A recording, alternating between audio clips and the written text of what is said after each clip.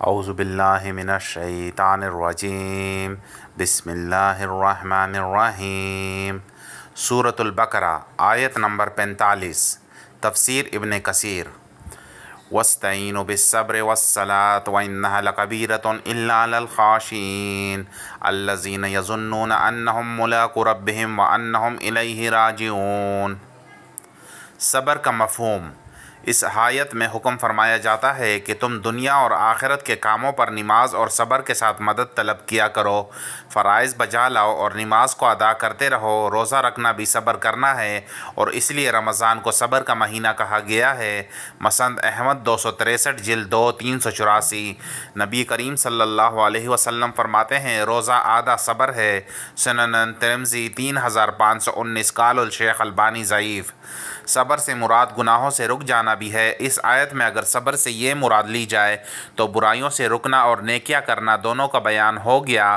نیکیوں میں سب سے اعلیٰ چیز نماز ہے۔ سیدنا عمر بن خطاب رضی اللہ عنہ فرماتے ہیں صبر کی دو قسمیں ہیں، مصیبت کے وقت صبر اور گناہوں کے ارتکاب سے صبر، اور یہ صبر پہلے سے زیادہ اچھا ہے۔ تفسیر ابن ابی حاتم 155 جلد 1 منقطع۔ حضرت سعید بن جبیر رحمہ اللہ فرماتے ہیں انسان کا ہر چیز کا اللہ کی طرف سے ہونے کا اقرار کرنا، ثواب کا طلب کرنا، اللہ کے پاس مصیبتوں کے اجر کا ذخیرہ سمجھنا، یہ صبر ہے۔ اللہ تعالیٰ کی مرضی کے کام پر صبر کرو اور اسے بھی اللہ تعالیٰ کی اطاعت سمجھو۔ نیکیوں کے کاموں پر نماز سے بڑی مدد ملتی ہے۔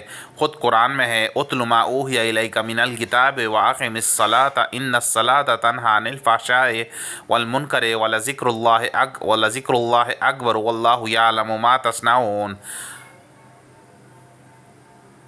سورۃ العنکبوت آیت نمبر 45۔ نماز کو قائم رکھ، یہ تمام برائیوں اور بدیوں سے روکنے والی ہے اور یقیناً اللہ کا ذکر بہت بڑی چیز ہے۔ سیدنا حذیفہ فرماتے ہیں جب رسول اللہ صلی اللہ علیہ وسلم کو کوئی مشکل کام اور غم میں ڈال دیتا تو آپ صلی اللہ علیہ وسلم نماز پڑھا کرتے، فوراً نماز میں لگ جاتے۔ سنن ابو داؤد 1319۔ قال الشیخ البانی حسن۔ چنانچہ جنگ خندق کے موقع پر رات کے وقت جب سیدنا حذیفہ رضی اللہ عنہ خدمت نبوی میں حاضر ہوتے ہیں تو آپ صلی اللہ علیہ وسلم کو نماز میں پاتے ہیں۔ چنانچہ جنگ خندق کے موقع پر رات کے وقت جب سیدنا حذیفہ رضی اللہ عنہ خدمت نبوی میں حاضر ہوتے ہیں تو آپ صلی اللہ علیہ وسلم کو نماز میں پاتے ہیں۔ تعظیم قدر الصلاۃ۔ سیدنا علی رضی اللہ عنہما فرماتے ہیں کہ بدر کی لڑائی کی رات میں نے دیکھا کہ ہم سب سو گئے تھے مگر اللہ کے رسول اللہم صلی وسلم علیہ ساری رات نماز میں مشغول رہے، صبح تک نماز میں اور دعا میں لگے رہے۔ تعظیم قدر الصلاۃ 213۔ حسن۔ ابن جریر رحمہ اللہ میں ہے نبی کریم صلی اللہ علیہ وسلم نے سیدنا ابو ہریرہ رضی اللہ عنہ کو دیکھا کہ بھوک کے مارے پیٹ کے درد سے بیتاب ہو رہے ہیں۔ آپ نے ان سے فارسی زبان میں دریافت فرمایا کہ درد شکم دوری، کیا تمہارے پیٹ میں درد ہے؟ انہوں نے کہا ہاں۔ آپ نے فرمایا اٹھو نماز شروع کر دو، اس میں شفا ہے۔ سنن ابن ماجہ 3458۔ قال الشیخ البانی ضعیف۔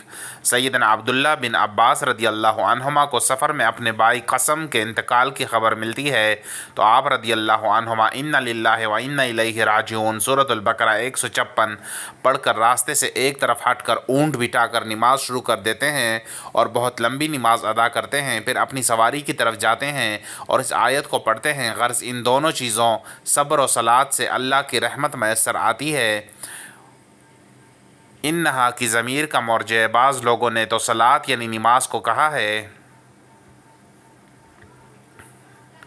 بعض کہتے ہیں انہا کی ضمیر کا مرجع بعض لوگوں نے تو صلات یعنی نماز کو کہا ہے، بعض کہتے ہیں کہ مدلول کلام یعنی وصیت اس کا مرجع ہے، جیسے قارون کے قصے میں ولا یلقاها سورۃ القصص آیت نمبر 80 کی ضمیر اور برائی کے بدلے بلائی کرنے کے حکم میں وما یلقاها کی ضمیر مطلب یہ ہے کہ صبر و صلات ہر شخص کے بس کی چیز نہیں، یہ حصہ اللہ کا خوف رکھنے والی جماعت کا ہے، یعنی قرآن کے ماننے والے سچے مومن، کانپنے والے متواضع، اطاعت کی طرف جھکنے والے، وعدے وعید کو سچا ماننے والے ہیں، اس وصف سے موصوف ہوتے ہیں جیسے حدیث میں ایک سائل کے سوال پر نبی کریم صلی اللہ علیہ وسلم نے فرمایا تھا یہ بری چیز ہے لیکن جس پر اللہ تعالیٰ کی مہربانی ہو اس پر آسان ہے۔ سنن ترمذی 2616۔ قال الشیخ البانی صحیح۔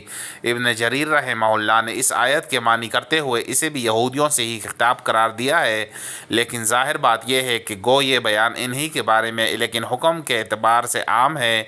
واللہ عالم۔ آگے چل کر خاشعین کی صفت ہے، اس میں ظن معنی ہے میں یقین کے ہیں، گو ظن شک کے معنی میں بھی آتا ہے، جیسا کہ صدفہ اندھیرے کے معنی میں بھی آتا ہے اور روشنی کے معنی میں بھی، اور صارخ کا لفظ بھی فریاد رس اور فریاد کن دونوں کے لیے بولا جاتا ہے، اور اسی طرح کے بہت سے نام ہیں جو ایسی دو مختلف چیزوں پر بولے جاتے ہیں۔ ظن یقین کے معنی میں عرب شعراء کے شعروں میں بھی آیا ہے، خود قرآن کریم میں وَرَأَى الْمُجْرِمُونَ النَّارَ قَتْنُوا أَنَّهُمْ مَوَاقِعُهَا وَلَمْ يَجِدُوا عَنْهَا مَصْرِفًا۔ سورۃ الکہف آیت نمبر 53۔ یعنی گناہگار جہنم کو دیکھ کر یقین کر لیں گے کہ اب ہم اس میں جونک دیے جائیں گے۔ یہاں بھی ظن یقین کے معنی میں ہے، لیکن مجاہد فرماتے ہیں قرآن میں ایسی جگہ ظن کا لفظ یقین اور علم کے معنی میں ہے۔ ابو العالیہ بھی یہاں ظن کے معنی یقین کرتے ہیں۔ حضرت مجاہد رحمہ اللہ، صدا رحمہ اللہ، ربیح رحمہ اللہ، بن انس اور قتادہ رحمہ اللہ کا بھی یہی قول ہے۔ ابن جریج بھی یہی فرماتے ہیں۔ قرآن میں دوسری جگہ ہے انی ظننت انی ملاق حسابیہ، سورۃ الحاقہ آیت نمبر 20، یعنی مجھے یقین تھا کہ مجھے حساب سے دوچار ہونا ہے۔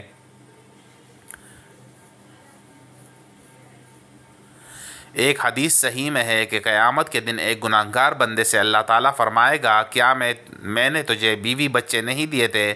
کیا تجھ پر طرح طرح کے اکرام نہیں کیے تھے؟ کیا تیرے لیے گھوڑے اور اونٹ مسخر نہیں کیے تھے؟ کیا تجھے راحت و آرام کھانا پینا میں نے نہیں دیا تھا؟ یہ کہے گا ہاں پروردگار یہ سب کچھ دیا تھا۔ پھر کیا تیرا علم و یقین اس بات پر نہ تھا کہ تو مجھ سے ملنے والا ہے؟ وہ کہے گا ہاں اللہ تعالیٰ اسے نہیں مانتا تھا۔ وہ کہے گا ہاں اللہ تعالیٰ اسے نہیں مانتا تھا۔ اللہ تعالیٰ فرمائے گا پس تو جس طرح مجھے بھول گیا تھا آج میں بھی تجھے بلا دوں گا۔ صحیح مسلم 2968۔ اس حدیث میں بھی لفظ ظن کا ہے اور معنی میں یقین کے ہیں۔ اس کی مزید تحقیق و تفصیل انشاءاللہ تعالی آیت نسوا اللہ فانسیہم انفسہم، سورۃ الحشر آیت نمبر 19 کی تفسیر میں آگے آئے گی انشاءاللہ تعالی۔